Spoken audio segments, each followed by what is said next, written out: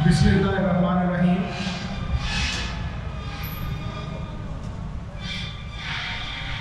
سب سے پہلے میں تمام اپنے بھائیوں کو اور بہنوں کو اللہ تعالیٰ کے گھر کے مہمان بننے پہ مبارکباد دیتا ہوں۔ اللہ تعالیٰ آپ کا یہ سفر جو ہے آپ کے لیے رحمت اور بخشش کا ذریعہ بنے، اور مجھے امید ہے انشاءاللہ تعالیٰ آپ کے صبر اور آپ کی حوصلے کی وجہ سے اور اللہ کی مدد سے آپ کا یہ سفر آسان بھی رہے گا۔ مزید اس میں ہم کوشش کریں گے کہ آپ کو جو اللہ تعالیٰ نے ہمیں اس کے معاملے میں علم دیا یا ہمیں پریکٹیکلی اللہ نے وہاں پہ اللہ کے گھر میں موقع دیا کہ حالات کو سمجھ کے وہ اپنے بھائیوں کو، حاجی صاحبان کو، اللہ کے مہمانوں کو بتائیں کہ آپ نے وہاں پہ کیسے سفر کرنا ہے، کیسے قیام کرنا ہے۔ ہم کوشش کریں گے کہ آپ کی جتنی ہو سکے رہنمائی کریں تاکہ آپ کا یہ سفر بھی اور حرمین میں آپ کا جو قیام ہے وہ بھی آرام دہ بھی ہو اور فائدہ مند بھی۔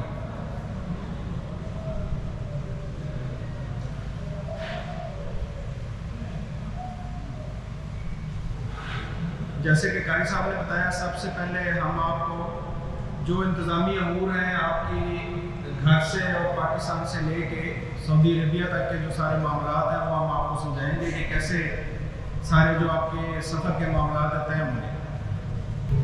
اچھا، حج کی جو تربیت کا سب سے پہلے مقصد یہ ہے، جیسے کہ ہم نے حج اور عمرے کی جو نیت کرتے ہیں اس میں ہم اللہ سے دعا کرتے ہیں کہ آسانی ہو، وہ ہم نے خود بھی کوشش کرنی ہے کہ ہمیں آسانی حاصل ہو، یا ہم آسانی چاہے نہیں تو ہم نے خود بھی کوشش کرنی ہے کہ ہم مشکل والے کام میں نہ پڑیں، آسانی والے کام میں پڑیں۔ ٹھیک ہے، اس کو آپ نے ذہن میں رکھنا ہے۔ یہ آپ کو وہاں انشاءاللہ تعالیٰ حج کے دوران میری بات یاد آئے گی، اور جگہ جگہ آپ کو یہ چیز انتخاب کرنا پڑے گا کہ آپ نے مشکل طریقے سے کام کرنا ہے یا آسان طریقے سے کرنا ہے۔ اس لیے آپ نے کوشش کرنی ہے کہ جو اللہ اور اللہ کے نبی نے آسانیاں دی ہیں وہ لازمی آپ نے وہاں پہ ان سے فائدہ اٹھانا ہے۔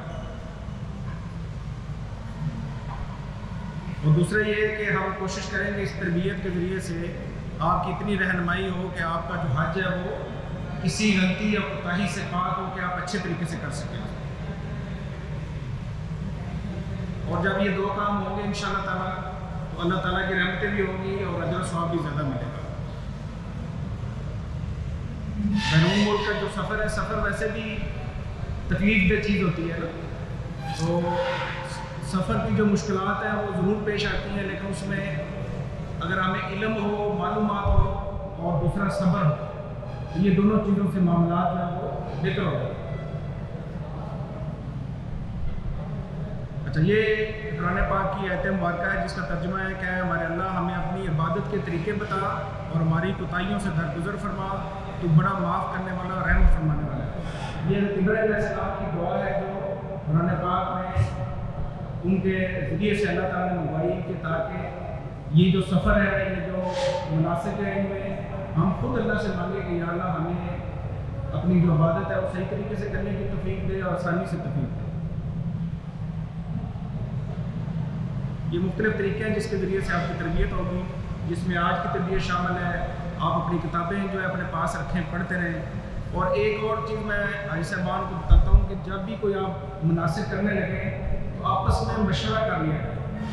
جو بھی مرحلہ آپ کو پیش آئے تو آپ اپنے گروپ میں مشورہ کر لیں۔ اس سے یہ ہوتا ہے کہ آپ کے ذہن میں کسی ایک ساتھی کے ذہن میں الجھن ہو تو وہ مشورہ کرنے سے، ڈسکس کرنے سے چیز کلیئر ہو جاتی ہے اور غلطی نہیں ہوتی ہے اور آسانی بھی رہتی ہے۔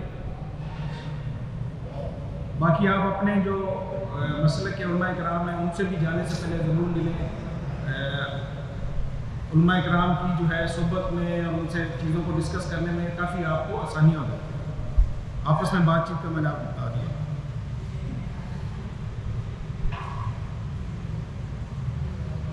اچھا، آپ کے سعودیہ میں جو آپ کا قیام ہوگا، حج تو 4 سے 5 دنوں کا ہے، لیکن آپ کا وہاں پہ قیام جو ہے وہ کم و بیش 40 دن پلس مائنس میں ہوتا ہے۔ اس میں آپ کے یہ جو 4 قسم کے آپ کے وہاں پہ عمل ہوں گے اور قیام ہوں گے۔ ایک، سب سے پہلے جاتے ہوئے آپ عمرہ کریں گے، عمرے کی ادائیگی ہوگی، اور دوسرا جو ہے پھر اس کے بعد कुछ साथी जो है जिनकी फ़्लाइट पहले मदीना मुनव्वरा होगी तो वो मदीना मुनव्वरा का क़याम करेंगे, अपनी 40 नमाज़ें पूरी करेंगे।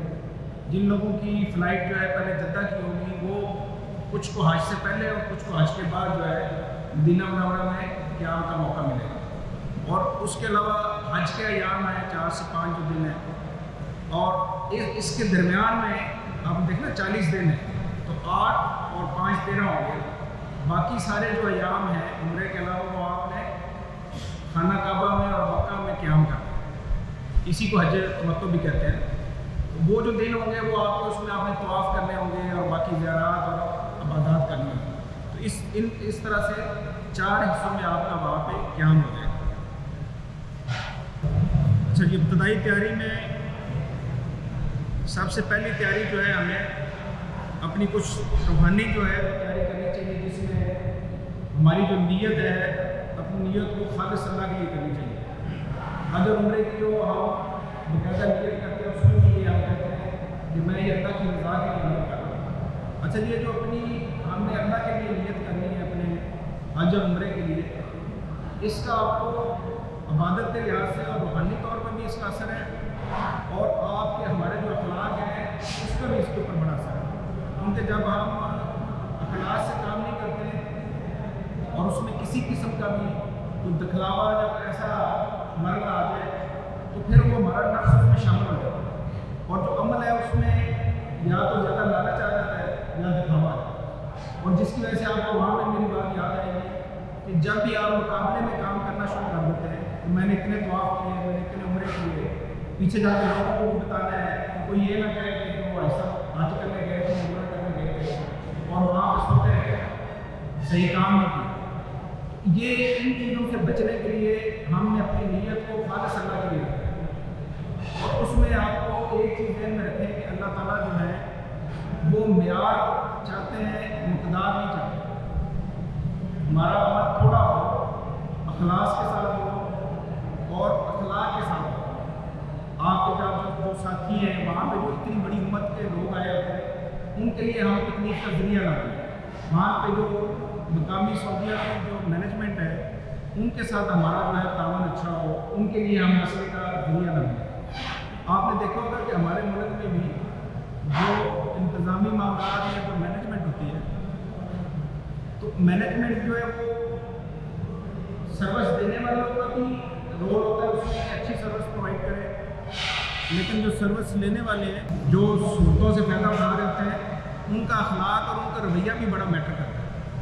अगर सर्विस लेने वाले जो है वो बेचैन हों, बेसब्रे हों और हर काम में जल्दी करें और लालच करें तो सर्विस देने वाले फिर नाकाम होना शुरू करते हैं। इसलिए हमने वहाँ पर इतनी बड़ी उम्मत इकट्ठी होती है तो वहाँ पे हमने ये चीज़ ध्यान में रखनी है कि जहाँ भी तरतीब की ज़रूरत है, बारीक लगाने की, लाइन लगाने की ज़रूरत है, लाइन लगाएं, जितनी चीज़ की ज़रूरत है उतनी लें और जो मकामी वहाँ की इंतज़ामिया है उनके साथ भी तावन करें।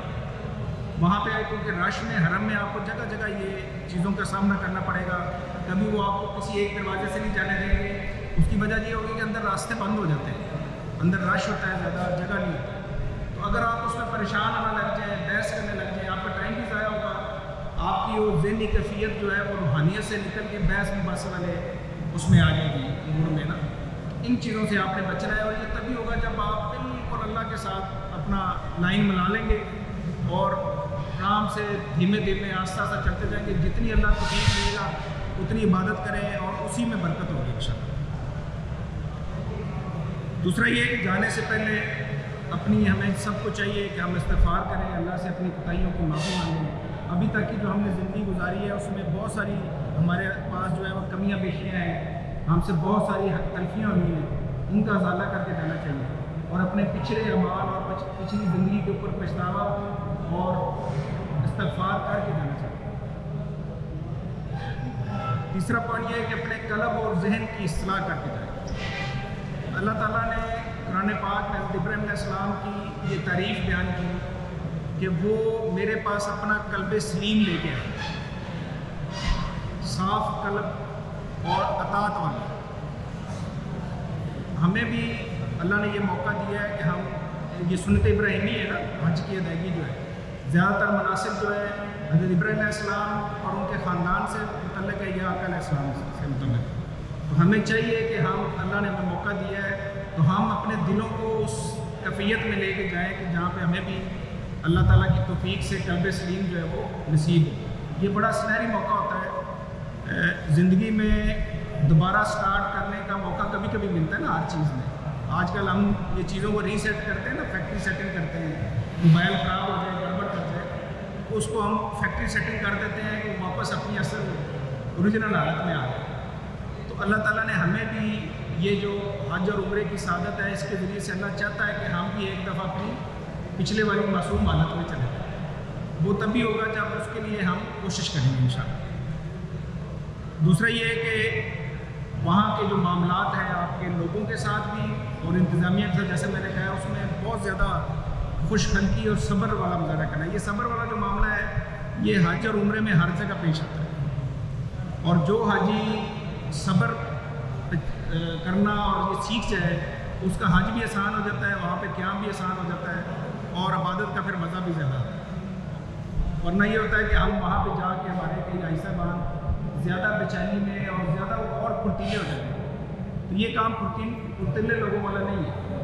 یہ سعادت مندی سے، پرسکون طریقے سے اور اچھے طریقے سے، باوقار طریقے سے کرنے والا کام ہے. اور مجھے امید ہے انشاءاللہ تعالیٰ آپ سارے بھائی جو ہیں بڑے اخلاص کے ساتھ اپنے رزق حلال کے ساتھ جا رہے ہیں. اللہ تعالیٰ آپ کو اس میں برکت دے. اور دوسرا یہ کہ پیچھے جاتے ہوئے جو لوگ اپنی فیملی چھوڑ کے جا رہے ہیں، ان کے لیے بھی ضرور ان کی ضروریات اور ان کے جو انتظامی معاملات ہیں وہ ٹھیک کر کے جائیں. یہ میں آپ کو تجربے سے بتا رہا ہوں. اللہ تعالیٰ ہمیں کافی موقع دے رہے ہیں حاجی صاحبان کے لیے جانے کے لیے. تو اس میں جو لوگ اکیلے جا رہے ہیں، فیملیز پیچھے چھوڑ کے جا رہے ہیں، اکثر مسائل ہو جاتے ہیں. اور یہ کیونکہ عبادت بہت بڑی ہے تو وہ پھر نا گھر والے شکوہ کرتے ہیں کہ مجھے چھوڑ کے خود چلے جائیں. اس طرح کے کلمات جو ہیں وہ آنا شروع ہو جاتے ہیں. اس لیے پیچھے اپنی فیملیز کی تربیت بھی کر کے جائیں اور ان کے لیے جتنا ہو سکتا ہے ان کے لیے پیچھے سہولتیں اور بندوبست انتظامات کر کے جائیں تاکہ آپ وہاں پریشان نہ ہو. پتہ چلے آپ فون کریں خیریت پوچھنے کے لیے اور یہاں سے گلے شکوے شروع ہوتے ہیں نا، وہ پھر وہاں پہ حاجی صاحب کی بھی کیفیت چینج ہو جاتی ہے، یہاں پہ فیملی کی بھی چینج ہوتی ہے. یہ اکثر ہوتا ہے. اس کا آپ نے انتظام کر کے جانا ہے اور اپنے فیملی بچوں کو سمجھا کے بھی جانا. دوسرا پھر یہ ہے کہ ہم نارمل ادھر بھی استعمال کرتے ہیں. آپ اپنے ساتھ سرسوں کا یا اولیو آئل لے جائیں یا ویزلین لے جائیں، وہ ناک میں لگا کے رکھیں. یہ ایک دیسی ٹوٹکا اکثر میں تو وہیں پہ استعمال کرتا ہوں. نہ بھی گلا خراب ہو تو ڈیلی بیسس پہ آپ استعمال کریں. اور اچھی طرح ناک کے جو یہ حصہ ہے نا، اندر یہ انفیکشن ہوتی ہے نا ہمارے اصل میں ENT والی کرتی ہے، اس کے لیے اپنے آپ کو پانی سے اچھی طرح سے واش کرتے رہیں اور آئل لگا کے رکھیں. یہ دو احتیاط آپ کریں گے، ٹھنڈا پانی اور بوتل نہ پئیں، کولڈ ڈرنک نہ پئیں، تو آپ کو انشاءاللہ تعالیٰ گلے کی انفیکشن سے آپ بچے رہیں گے. اور اگر ہو بھی جائے تھوڑی بہت تو ان چیزوں کا استعمال زیادہ کریں، زیادہ آئل لگائیں، زیادہ واش کریں تو جلدی ٹائم پہ ٹھیک ہو جاتا ہے. ورنہ پھر آگے کافی پریشان ہوتے ہیں، وہاں بخار بھی ہونے لگ جاتا ہے اور انفیکشن زیادہ ہو جاتا ہے. اچھا، اس کے علاوہ اپنے ساتھ جو ہے وہ پڑھنے لکھنے کا سامان لے جائیں. برتنوں کی ویسے آج کل ضرورت نہیں پڑتی، لیکن پھر بھی اگر آپ سمجھیں کہ جانے وہاں پہ ہر چیز ڈسپوزیبل مل جاتی ہے، کیونکہ برتن پھر آپ ادھر رکھنا، ان کو دھونا، ہر چیز کے مسئلے ہوتے ہیں.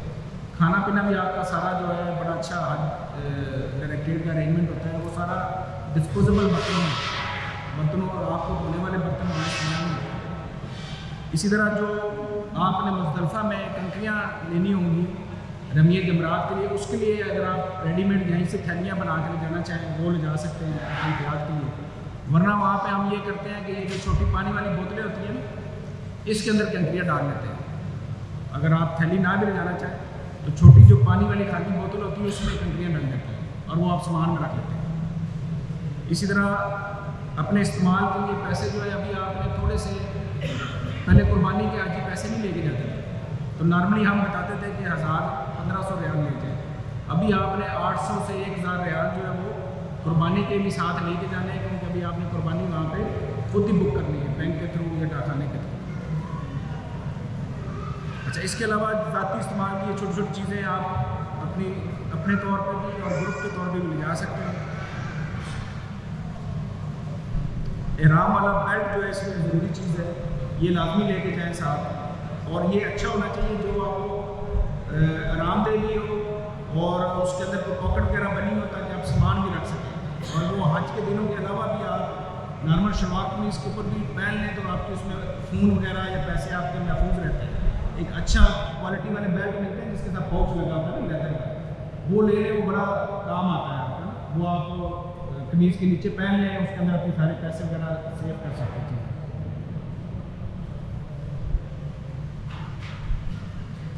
اور دوسرا ایک اصول یہ رکھیں کہ یہاں سے جتنا کم وزن لے کے جائیں گے وہاں سے اتنی زیادہ آپ کھجوریں اور پانی لا سکتے ہیں۔ جتنا یہاں سے زیادہ بیگ بھر کے لے کے جائیں گے واپسی پہ پھر گنجائش کم ہوتی ہے، پھر حاجی صاحبان پریشان ہوتے ہیں، وزن زیادہ ہو جاتا ہے اور وہ پھر پیسے چارج کرتے ہیں ایئر لائن والے۔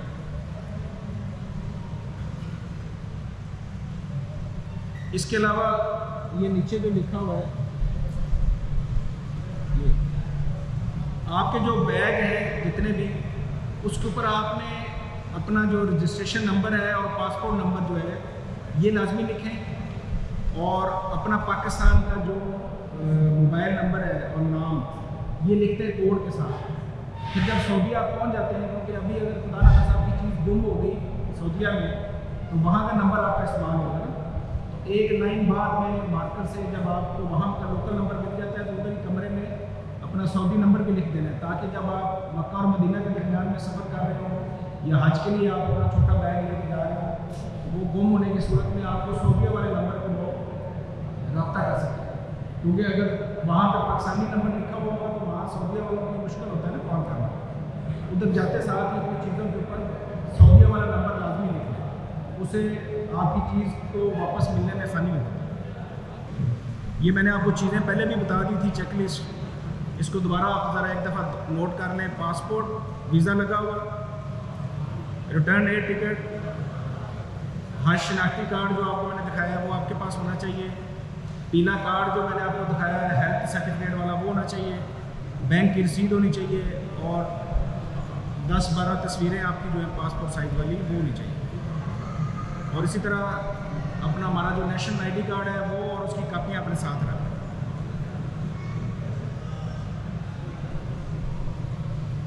اچھا، اس کے بعد ابھی آپ نے 2 کام کر لیے انشاءاللہ۔ حاجی صاحبان آپ نے تھوڑا سا میرے خیال میں بور ہو رہے ہیں نا، نہیں ہو رہے تو تلبیہ نہ پڑھ لیا جائے، تھوڑا سا تلبیہ پڑھ لیں اپنے طور پہ، لگاتار پڑھا جا رہا ہے، لگاتار پڑھا کریں ہر نماز کے درمیان میں۔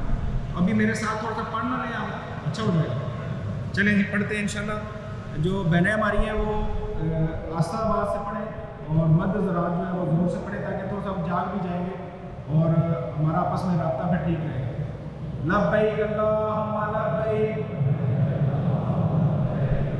لبیک لا شریک لک لبیک،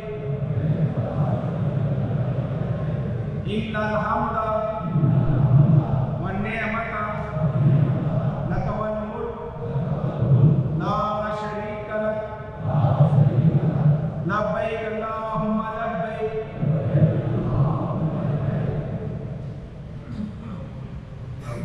لبیک لا شریک لک لبیک، ان الحمد والنعمت لک والملک لا شریک لک۔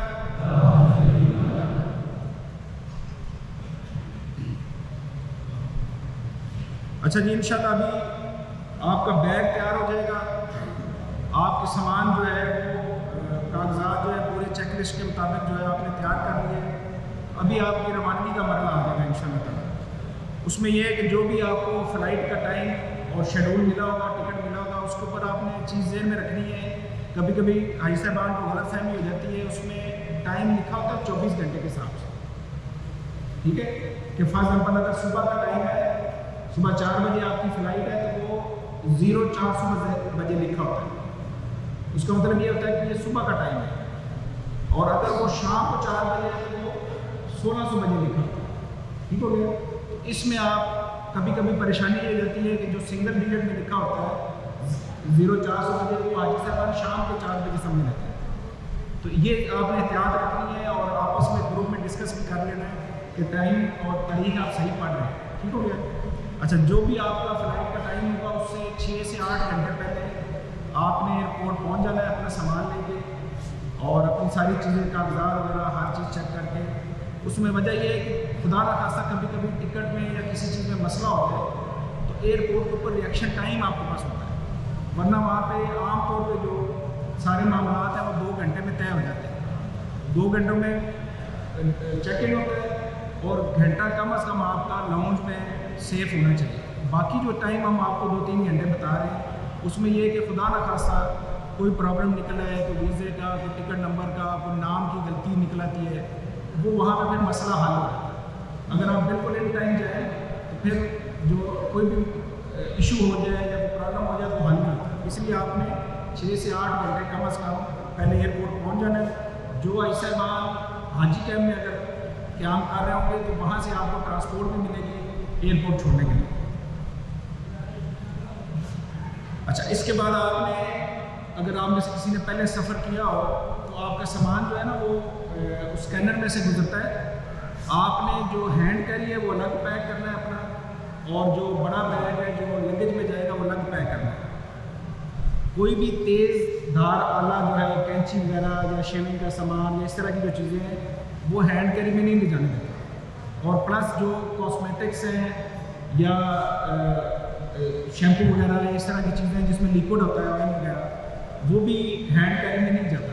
उसको आपने अच्छी तरह पैक करके कि लीक भी ना हो, उसका सामान भी ख़राब ना हो और बाकी हाजियों का भी सामान ख़राब ना हो, वो आपने अपने जो लगेज वाला बड़ा बैग होगा उसमें डालना है।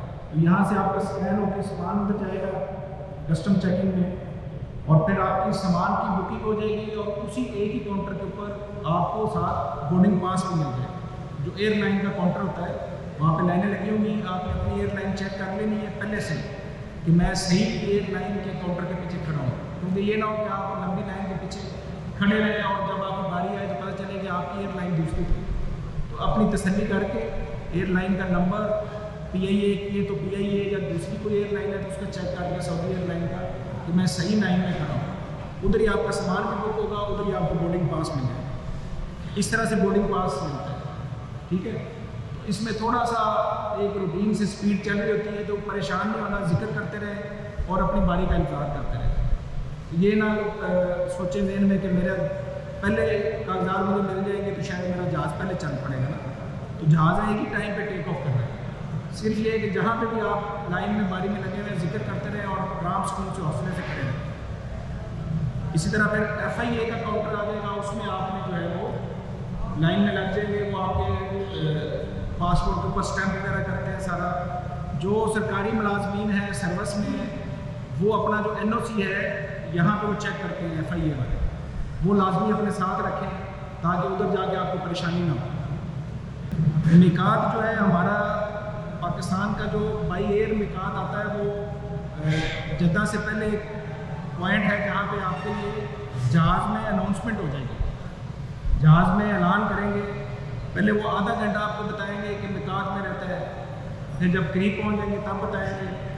कोशिश आप ये करें कि मिकात क्रॉस करने से या ऐलान होने से पहले ही आप जब जहाज़ हवा में हो तो आखिरी नियत आपने कर लेनी है, तलबिया पढ़ लेना है ताकि आप आते ऐलान में आते आपने उसका मिकात का इंतजार नहीं करना। अच्छा, इसके बाद थोड़ी सी चीज़ें मैं आपको बताना चाहता हूँ जहाज़ में, क्योंकि आमतौर पे हम कम सफ़र करते हैं, हमारे भाई साहबान बहुत सारे ऐसे होंगे शायद पहली दफ़ा जा रहे हैं, या अगर वैसे नॉर्मल रूटीन में आपने सफ़र किया भी हुआ है तो नॉर्मल सफ़र में और हालत हराम में सफ़र करने में फ़र्क है। एक तो ये है कि वहाँ पे फ़्लाइट के दौरान आपको जो जब खाना वगैरह देते हैं ना तो उसमें वो टिशू भी देते हैं, वो टिशू जो है ना वो खुशबू वाले होते हैं हाथ साफ़ करने के लिए। एक तो आपने वो इस्तेमाल नहीं करने क्योंकि पता नहीं होता ना, तो भाई साहब हर चीज़ खोल के चेक करते हैं, उनके ऊपर खुशबू लगी होती है, वो आपने पहले ही साइड पे कर देंगे। ठीक हो गया। दूसरा ये है कि कोशिश करें कि बहुत ज़्यादा पानी वगैरह या खाने पीने से पूरा साफ रखें, क्योंकि जो जहाज़ का वाशरूम होता है वो बड़ा तंग होता है, केबल सा होता है।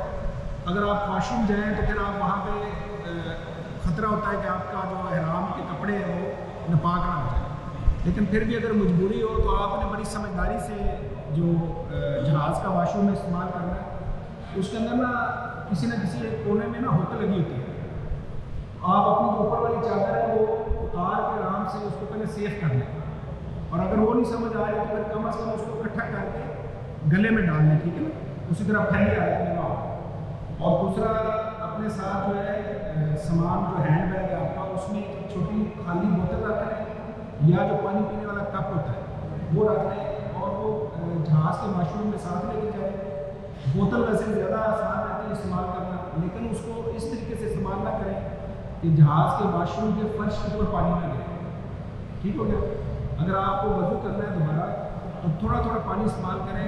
आपको इंशाअल्लाह ताला वहाँ पे अरफात में या मुख्तलिफ जगहों पे अरब नज़र आएंगे, वो बहुत थोड़े पानी से भी वज़ू कर लेते हैं। पानी मल के ना, जो मस्जिद निबरा में लोग बैठे होते हैं वो बाहर तो निकलते नहीं है, तो वो थोड़े थोड़े पानी से भी वज़ू कर लेते हैं। तो जहाज़ में भी आपने बहुत ज़्यादा पानी इस्तेमाल नहीं करना, क्योंकि अगर वो फर्श पे पानी गिरे ना तो उससे वो फिर जहाज़ के जो मैकेनिक्स हैं वो ख़राब होने का खदशा होता है।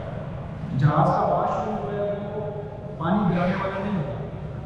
अगर आप उसमें फिर पाँव धोने तो बड़ी एहतियात से आपने जो कमोड बना होता है ना, उसी कप से या बोतल से आपने कमोड के ऊपर पाँव रख के वॉश करें ताकि पानी अंदर ही गिरे, तो फिर जूते में एक रख लें, फिर दूसरा पाँव रख के उसको वॉश करें, और वाशरूम से निकलने से पहले उसको साफ़ करते हैं दूसरों के लिए, मतलब वो उसी तरह उसको ख़राब और बिना छोड़ नहीं रहना, ठीक है।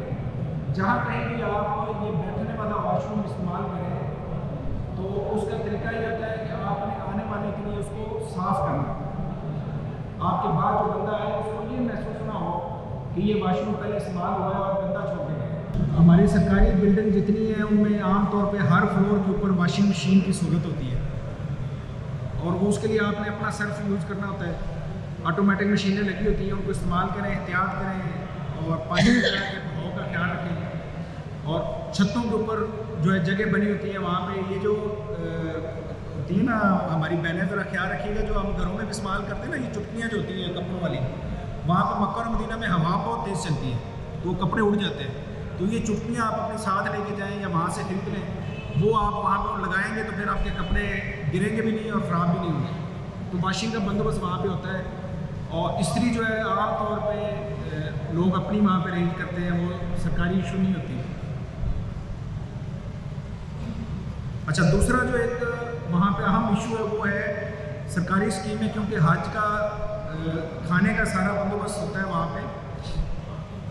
अच्छा, वो एक स्टैंडर्ड जो है ना मेन्यू बना होता है जो गवर्नमेंट ने कॉन्ट्रैक्ट किया होता है। अब उसमें हमारे जो हाजी हैं साहबान हैं, कोई कराची से आया होता है, कोई लाहौर से आया होता है, कोई पिंडी से आया होता है, तो हमारे इलाकों के लिहाज से अपने अपने ज़ायके हैं। कोई मिर्चें तेज़ पसंद करता है, कोई कम करता है, लेकिन वो मिनिस्ट्री ये करती है कि एक स्टैंडर्ड फार्मूला रख लेते हैं, ना बहुत ज़्यादा तेज़ हो ना बहुत ज़्यादा कम हो।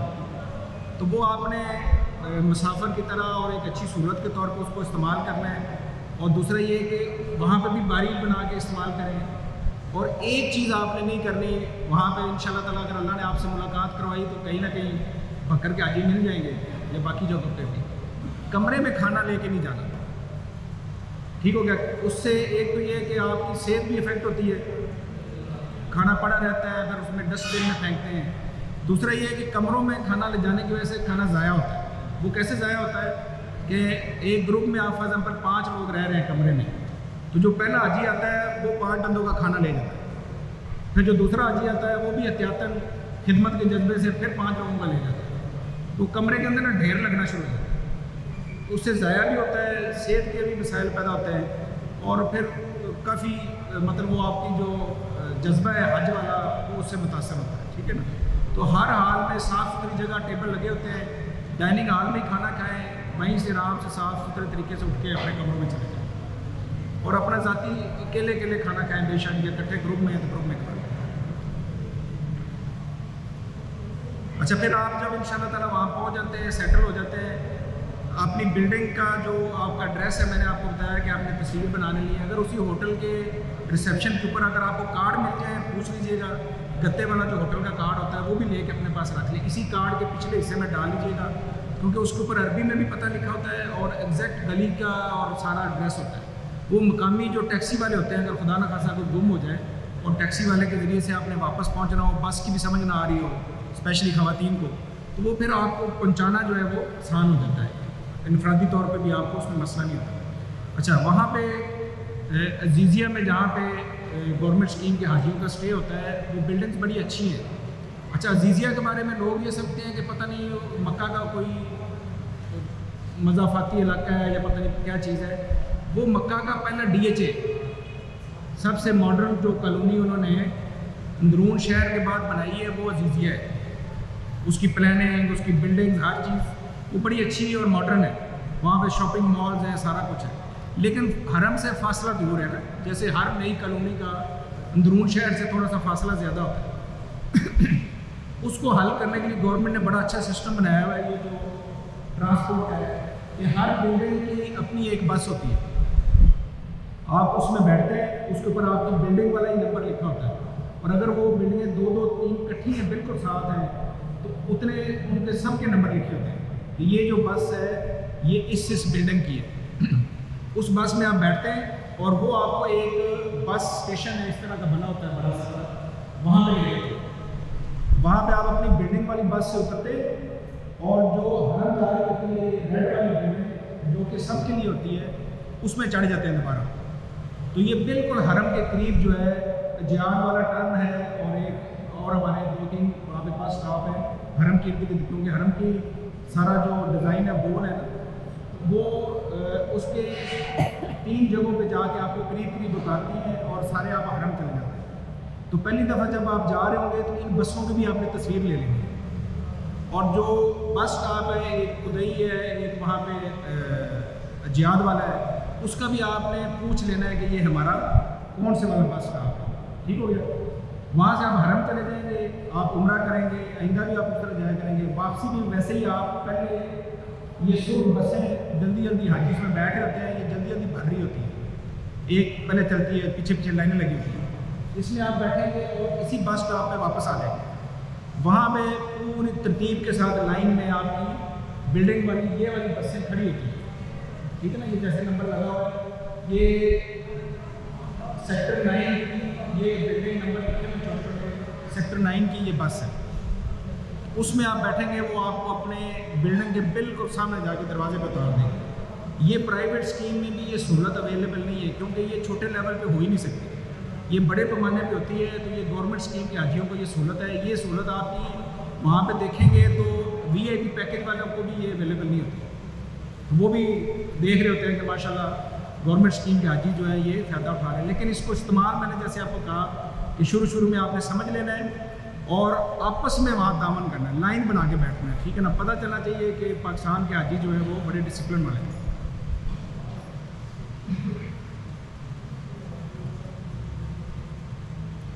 हज के दिनों में आस्ता आस्ता जब हाजी ज़्यादा हो जाते हैं ना फुल, तो थोड़ा सा रश हो जाता है, हरम में भी रश हो जाता है।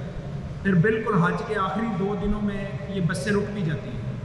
अच्छा, जब बसें रुक जाती हैं उसका मकसद ये होता है कि जो हाजी 40 दिन के लिए आए हुए हैं वो अब अपनी जगह पे नमाज़ें अदा कर लें, हज की तैयारी कर लें, रेस्ट कर लें, क्योंकि पाकिस्तानी हाजी जो है ना वो सुपरसोनिक स्पीड से चल रहे होते हैं, रोज़ एक उम्रा कर रहे होते हैं, रोज़ 6-7 तवाफ़ कर रहे होते हैं और थके होते हैं, पाँव सजाए होते हैं, ठीक है।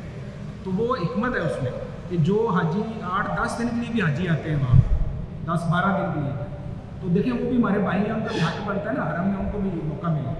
तो इसमें 2 हिकमतें हैं, इसको आप फ़ायदा उठाएं बजाय कि फिर टैक्सियों पर लोग जाना शुरू हो जाते हैं, तो अपने आप के ऊपर भी मुशक्कत करते हैं और दूसरे हाजियों के हक का भी ख्याल नहीं रखते। उन आखिरी 2 दिनों में आपने बिल्डिंग में तैयारी करें, हज के बारे में पढ़ें, आपस में बैठ के मशवरा करें और रेस्ट करें, ठीक है, ताकि जब आप हज के लिए जाएँ तो हज के दिन या अयाम में मुश्किल होते हैं, आप फ्रेश हो।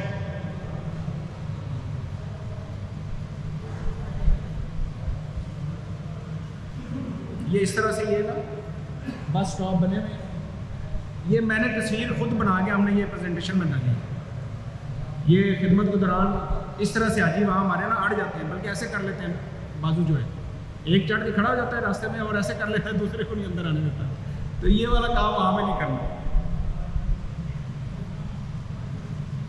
और सकाफ़ हरम आपको दिख रहा है, मैं ये बात थोड़ा सा बता दूँ।